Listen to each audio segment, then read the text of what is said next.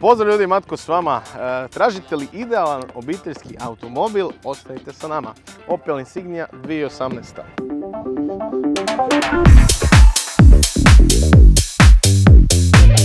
Nedavno ste kupili ili sada razmišljate o kupnji rabljenog automobila. Znate li da je svako drugo rabljeno vozilo moglo biti ozbiljno oštećeno ili pak s lažnom kilometražom? Pogodite koliko vam je prodavača spremno otkriti to.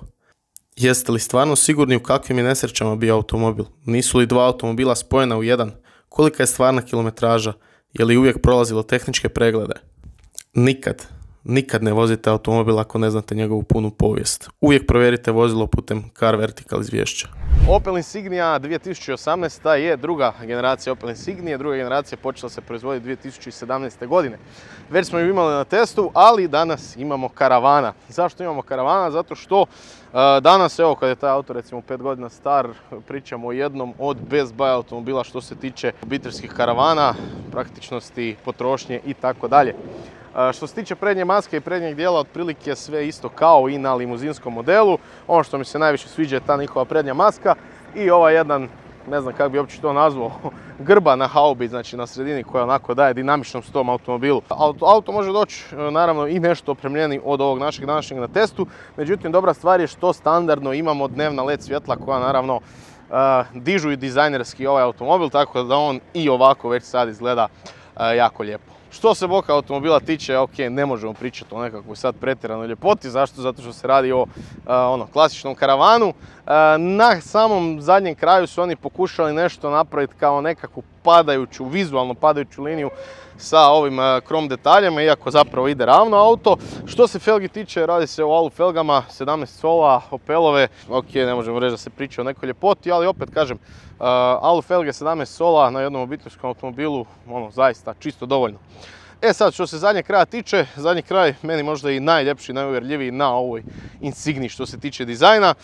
Izgleda čisto, izgleda pristojno, elegantno i ta neka bočna lajsna, znači krom koja ide cijelom bočnom stranom se ulijeva u sami far i onda su napravili tu takvu nekakvu igru i sa tim farom, tako da sve u svemu jako lijepo, jako pristojno i ovdje imamo samo oznaku Insignia. O samom motoru ćemo pričati nešto kasnije kada ga se i dotaknemo.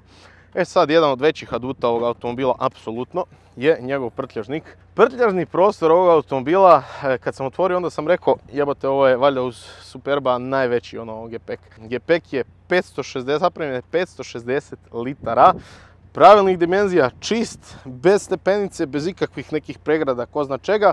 I dole imamo duplo dno, ovdje imamo ovu ispunu, ispod ispune zapravo zaista možemo staviti pravi rezervni kotač ili ovdje možemo složiti naravno onaj set za reparaciju guma. Tako da što se tiče prtljažnika, koji pritom ima ovdje tipku za obaranje sjedala, znači ne morate ići okolo.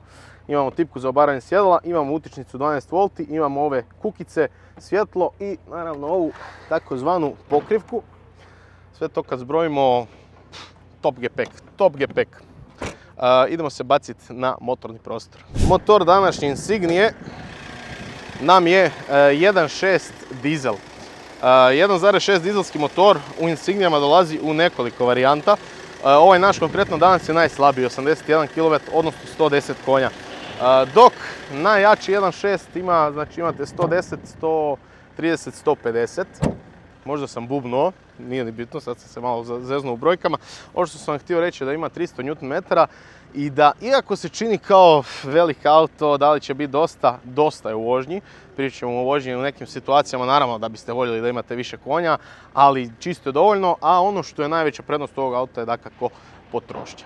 Uz prtljažnik, naravno u pravim obiteljskim automobilima, vrlo je važna i zadnja klupa, jer ako je ona loša, djeca će biti nemirna na putu. Što se tiče ove zadnje klupe, zaista po svim mojim kriterijima, a oni su zapravo vrlo jednostavni, ova zadnja klupa zadovoljava.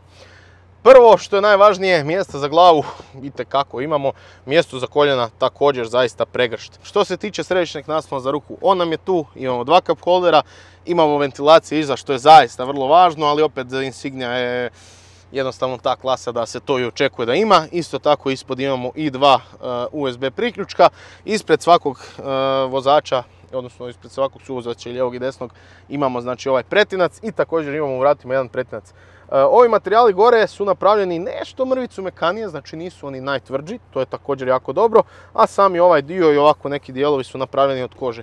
Inače, generalno su sjedala napravljena u kombinaciji koža tkanina, dobro je da je po sredini tkanina, tako da vam neće po zimi biti hladno, a po ljeti neće biti vruće, dok čisto radi tog nekakvog dizajna izgleda, sami obrubi i stražnji dijelovi su napravljeni od kože. Pa tako i kad bacite pogled ovako na prednja sjedala, cijela su kožna, tako da sve u svemu je pek petica, zadnja klupa petica. Interijer Opel Insignije. Što se prednje klupe i samo interijera tiče, interijer je napravljen dosta onako praktično, ergonomski, logično, vrlo jednostavan i za upravljanje i za sami infotainment i sve. Što se tiče samih materijala u ovom gornjem dijelu, čak i ovdje ispred i ovo sve su onako dosta mekši materijali. Nije to koža, ali ona nekakva onako deblja i mekša spužva. Imamo kožne panele na vratima, također na ovom samom dijelu ovdje. Što se tiče trima, trim nam je ovaj neki crni sa crtama, onako lijepo izgleda, čisto uredno. I moram naglasiti da auto ima ambijentalnu rasvjetu, znači na samim vratima i na samoj prednjoj tabli, što je opet onako jedan lijepi detalj za neki obiteljski automobil. E sad, što se tiče volana, godinama sam ja kritizirao Opelove volane, bili su mi ružni i napokon su taj zračni jastuk malo smanjili. I dalje nije predivan, međutim ok, zračni jastuk nije prevelik, radi se o trokakom kožnom volanu, multifunkcije su tu i sve onako tip top. Što se Zeigera tiče, na njih zaista nemam nikakvu zamjerku. Vrlo jasni, vrlo čisti, jedan veliki, isto tako vrlo jasan i čist bord kompjuter. I sviđa mi se što auto je opremljen prednjim i zadnjim senzorima. Ono što mi se jako sviđa je što se ti senzori ne prikazuju na središnjem ekranu, nego se prikazuju na bord kompjuteru. I iskreno nekako kad se parkiram i sve, lakše mi je i logičnije da tu gledam nego na sredinu, iako je ovo veće. Što se tiče infotainment sistema, vrlo praktičan, jednostavan za rukovanje i to je negdje u konačnici najvažnije. Sami touch je vrlo dobar, nije to sad na nekoj najboljoj mogućoj razini, ali sve u svemu jako dobro odrađeno. Ono što bih svakako u svakom trenutku pohvalio je naravno automatska dvozonska klima, ručna, znači analogna, ne ručna, nego analogna. Imate naravno i u infotainmentu samo možete namještati, ali naravno ovdje imamo sve brzo, znači ventilator, temperaturu sve namjestite u sekundicu dvije. Ovaj auto uporen je sa 6-stupanjskim ručnim mjenjačem, naravno dolazi u nekim varijantama i sa automatikom, međutim mi danas imamo 6-stupanjski ručni mjenjač, kraj kojeg je i automatska, odnosno električna parking kočnica. Ovdje imamo jedan pretinac, pretinac nam je i naprijed, jedan naprijed mali sa utičnicom od 12 V, dva cup holdera i što se tiče naslona za ruku, njega možemo, u biti njega samo gore dole, ne možemo naprijed nazad, to je što je, ali gore ga možemo dići, onda imamo pretinac sa AUX kabelom i dva USB-a. Tako da sve u svemu vrlo dobro. Sjedala sam iskomentirao što se tiče dizajna, a što se samog držanja tiče ima jako lijepu bočnu potporu i u donjem dijelu i u gornjem dijelu, tako da se vozite bez ikakvih problema. Također ima dosta mjesta, definitivno Insignija je jednostavno ovoga, što se tiče jednostavno ovoga segmenta, viši segment od recimo šta ja znam Octavije, pa onda na sami taj način i krupni ljudi će se moći jako dobro smjestiti i nudi dosta više stvari recimo od tih nekih tržišno cjenovnih konkurenata, ajmo ih tako nazvati. Idemo se voziti. Vožnja Opel Insignije, odnosno Opel Insignia u vožnji. Što se tiče ovog automobila, rekao sam već, najslabiji model sa tim 1.6 motorom koji je dostupan, a razvija 110 konjskih snaga, odnosno 81 kW. 300 Nm je jako skromno s obzirom da se radi o dizelu, međutim moram reći da se auto vozi skroz normalno.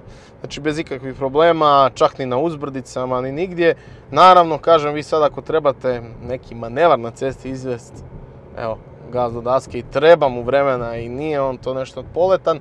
Međutim, naravno, sve ima svoje prednosti i mane, jel tako? Pa tako i ovo. A najveća prednost ovog automobila je u potrošnji od, evo, potrošnja na testu 5,5 litara, znači 5,5 litara, vozim ga već nekakvih tjedan dana i imam osjećaj da ova kazaljka za gorivo samo stoji. Tako da to je u tom nekom kontekstu obiteljskog automobila zaista super. Jer budemo realni, imate li ženu i dvoje djece i nije vam toliko bitna sad, nisu vam toliko bitni konji, brzina, ubrzanja i tako dalje. Ako jesu, naravno tu su motori 1.6 odnosno motori 1.6 sa više konja, sa 130 konja, a tu je naravno i motor 2.0 koji je također dostupan na tržištu, pa se onda vozite, ganjajte, stišćite gas i tako dalje. Sve u svemu nemam šta puno reći o ovom autu. Ovo je dobro odrađen, lijepo odrađen, mekan. Kažem opet, Insignia je već D segment vozila, tako da ipak radi se o automobilu koji je u odnosu na neke njegove cjenovne konkurente onako malo ipak kvalitetom i nekim stvarima iznad te direktne konkurencije. Jedan ovakav auto, evo konkretno ovo je na oglasniku, možete ga kupiti već za 14.000 eura sa 160.000 km na satu i to je realno poštena cijena za jedan obiteljski auto. Kažem, jedina nekakva, ako pričamo mana, kao mana mu je možda nedostatak snage u nekim trenucima, ali to znate kad kupujete jer kupujete taj motor, ali definitivno prednosti su mu ogroman prtljažnik, fantastična zadnja klupa i naravno potrošnja od 5,5 litara što je čak i za 1.6 dizela onako doslovno minimalna, najmanja moguća potrošnja koja zna biti. I često bude deklarirano 5-6 litara pa troši više, međutim evo čak i na mom testu 5,5 litara. Tako da eto, nadam se da ste saznali sve što ste htjeli o ovom automobilu, nadam se da vam se video svidio. Ako pak kupujete ili prodajete rabljeni automobil, obavezno koristite Car Vertical. Link za 20% popusta možete naći u opisu apsolutno svakog mog videa, a dostupan je i promo kod MATKO20. Upišeš kod, platiš jeftinije i voziš. Hvala vam na gledanju i vidimo se u nekom od idućih videa. Pozdrav!